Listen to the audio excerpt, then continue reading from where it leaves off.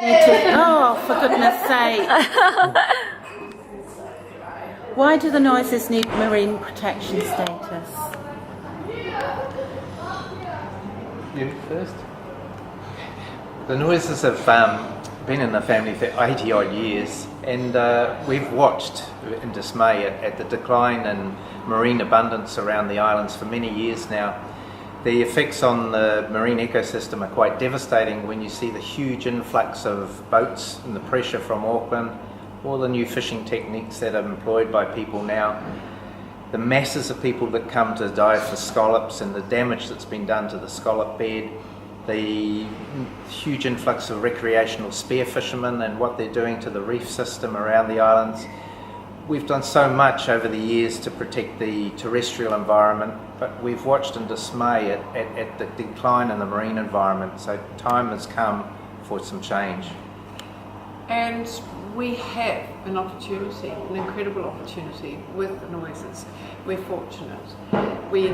It's not a multiple stakeholder thing, so we would love to be inclusive and invite others on the journey with us, because I think ultimately I have a dream that I think we all do actually, that whatever you did at the noises, if you could get it right, given the pressures of Auckland and where those islands are located geographically, this is a template for anywhere this could work.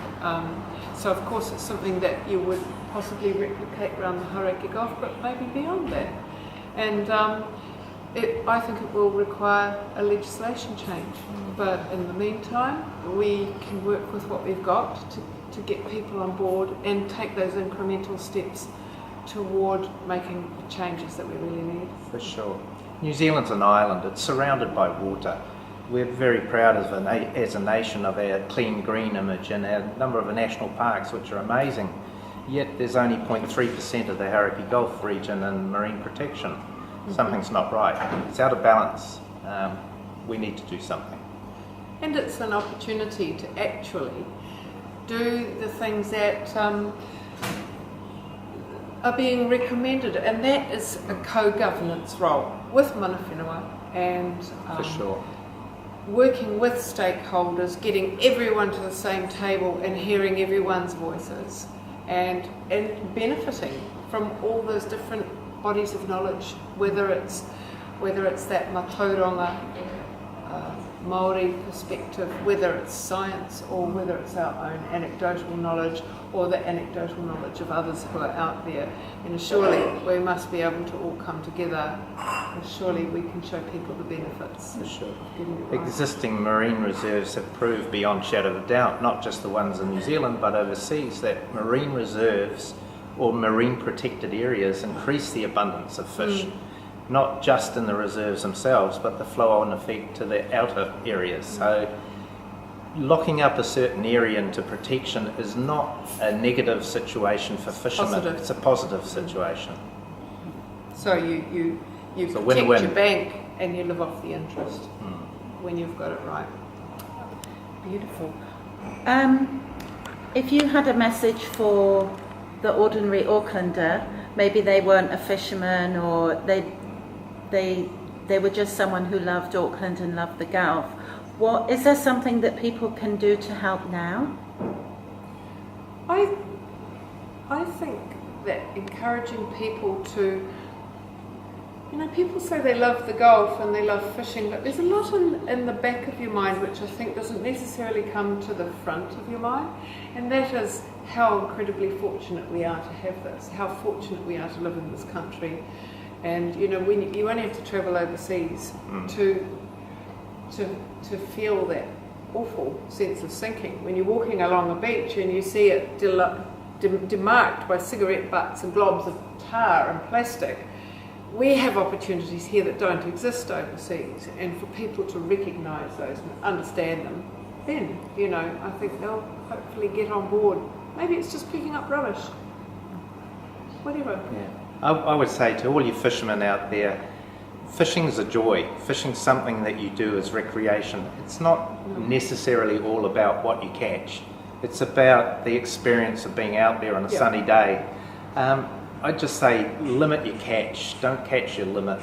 I mean, as a family, we've always been one that we only ever catch what we need to eat that day. You don't have to go home with your boat full to feel that you've had a successful day. And if you're a spearfisherman, please, if you're spearfishing, look at trying to spearfish pelagic fish, things like kahawai and kingfish, not necessarily all the poor little reef fish that don't have a chance.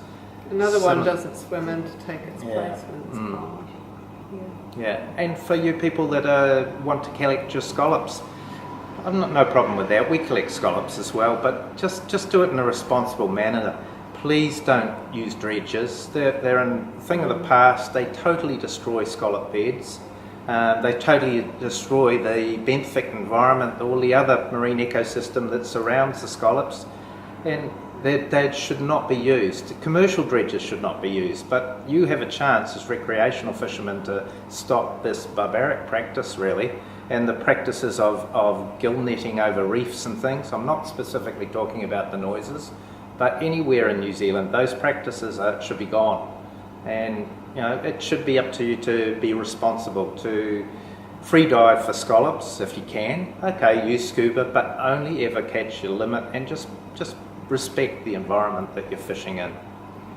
I think if we did look after the environment and created more marine protected areas, and as I was saying, the bank, if you went out for that fishing experience, I don't think any of us could imagine today what you might actually see out there and how rich that would be, just that experience alone. What you could do with your camera, photographing those things rather than having to kill them. And I have this thought that one day, wouldn't it be amazing to go for a snorkel? And I often imagine what you might see if you had a really functioning network of marine protection.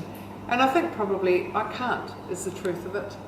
Hearing Dad's stories about the hapuku that he pulled up, we only realised recently that he was talking about catching them around the noises. And for me, that fish is as legendary as a sea serpent. That's how much relevance it had to me, how terrible. It wasn't until I was grown up that I saw my first hapuku. And wouldn't it be fantastic to see those back there? Wouldn't it be fantastic to see them in shallow water? Really, the success of that is... And to see the crayfish return to the reef system. The crayfish which help maintain the balance in the whole ecosystem. The big crayfish that feed on the kinner and maintain the Eclonia forests for all the other reef fishes to function, and it has to be, it's a no-brainer, really. When you snorkel, you don't want to feel a sense of relief that you've still found something. You just want to go back to that, as a child, that sense of joy, of wow, look at this. It's not, oh, thank goodness, there's still one of those left, which is how I feel at the moment. Anyway. Perfect. Wow.